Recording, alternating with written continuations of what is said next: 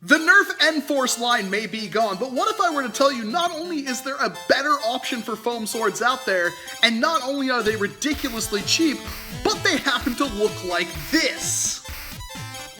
I can't wait to see the comments on this video.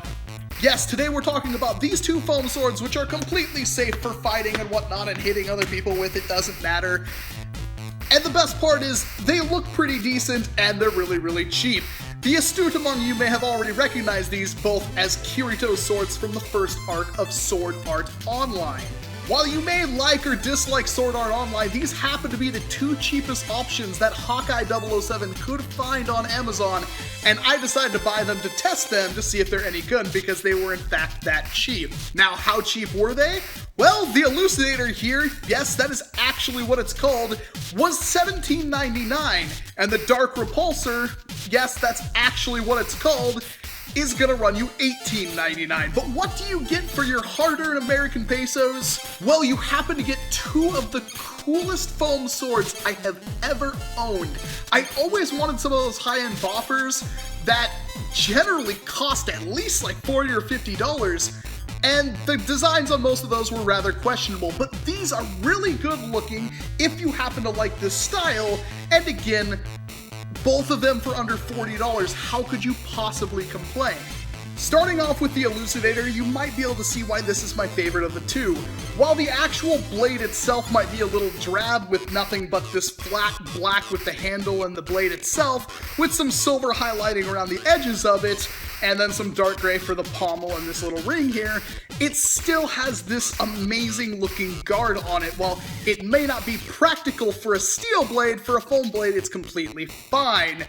The overall length of it is about 42 inches, which makes it perfect for one-handed or two-handed use. As you can see right here, I can grip it with no issues whatsoever.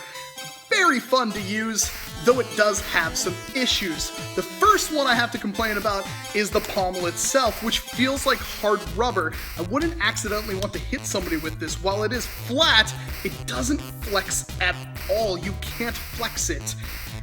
Another major gripe I have about this blade is the rounded handle.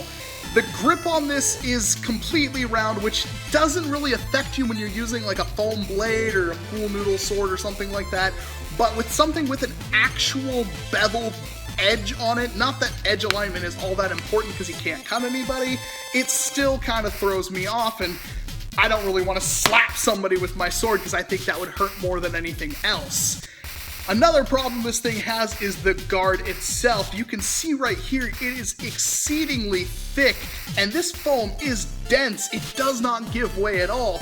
And this has a major issue because all the weight in the blade is right here on the guard itself, with the overall blade itself being somewhat light and nothing really to weight it down back here. It can feel kind of weird. It's not impractical by any means, but it does kind of throw me off just a little bit. At the same time, it's lighter than just about every pool noodle sword I've ever used, and is comparable to the Nerf stuff while looking and feeling a hell of a lot better. Another issue I have is the blade itself, and I know this is basically a foam club, but bear with me here. It's starting to split along the seam, and I've only had it for a couple of days, which is pretty disappointing, and it doesn't need to be there. This is something the Dark Repulsor fixes, and we'll get to that. And the final nail in the coffin, something you might actually have to worry about, is the point. Now, mine was messed up out of the box, and you can see here where the black is, it's starting to split. In fact, if I press that down, you can see into the blade itself. That's not the issue though, it's how pointy this is. I do not want to get jabbed by this thing, let alone catch it in the eye. This would be exceedingly dangerous to use in any kind of foam combat, and if you want to use this thing, I highly recommend you cut off the edge and try to make it flat, so at least you can't stick it in somebody's eye socket. The core you can see right here, if I shine up the light, does end right about here, so there is a good amount of empty foam here that you can play with if you want to make this safer. It will ruin the look just a little bit, but that's a small price to pay for safety, and keep in mind again, this thing is under 18 bucks. Moving on to the Dark Repulsor here, it fixes a lot of the problems that I had with the Elucidator, starting with the point. The point is less acute. It's kind of looked like it fell off the end right there, but that's how it came, so hey, I can't complain too much. Way safer in my opinion, feels better to get stabbed with. And while it's not entirely safe, I don't want to get this in the eye, it's still better than how the Elucidator showed up. The blade also does this interesting thing where it has this kind of spear point and then gradually slopes down and gets wider until it hits these two Quillon looking things right here, and then the proto-standard guard that you would find on any sword, just a little bit nicer. I don't like this guard as much because it kind of gets in the way if I choke up on the blade, but whatever, because it doesn't have all this thick, heavy foam sitting right there. The balance of the blade is a lot better. Oh man, it is a hell of a lot better than the Elucidator, and overall this sword feels a lot better to use.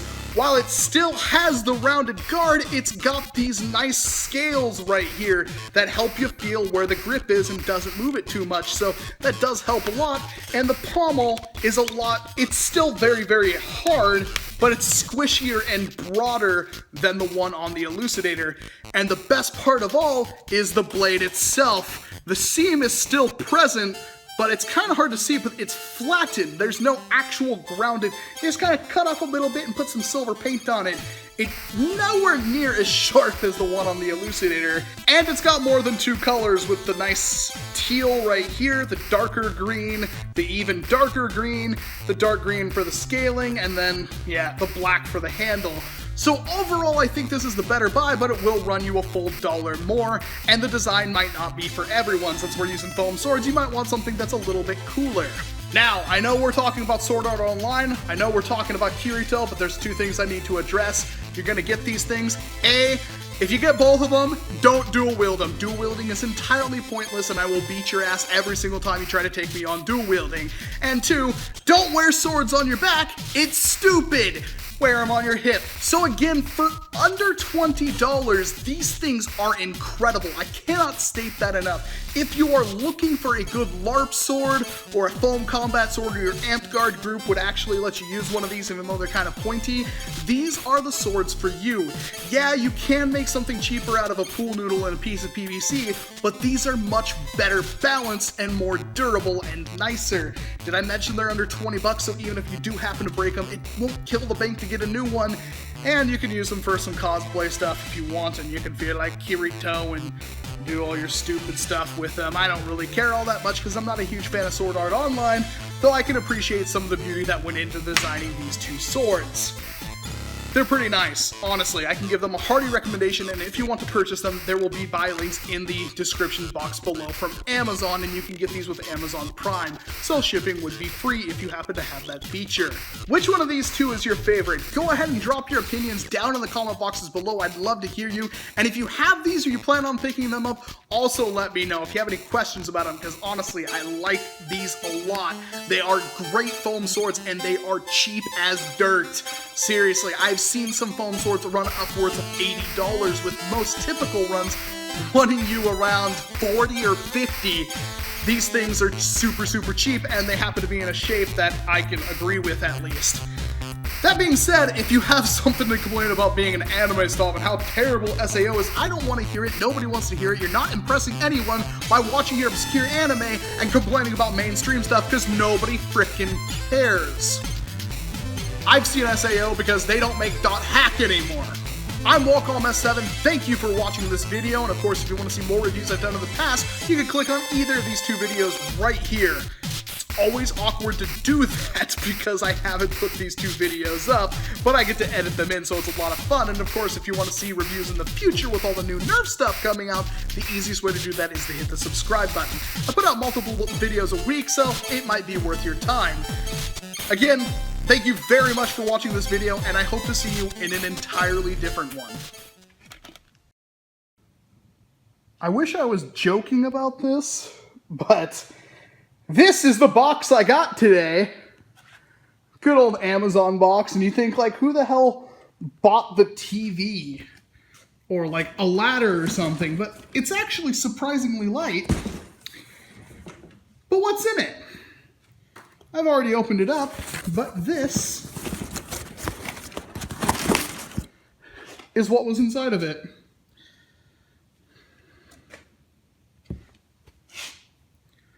What the hell, Amazon? Rate this packaging. Yeah. Go rate that packaging. Seriously. And the only other thing left in it is paper. I can't even find an invoice in there. GG Amazon, GG.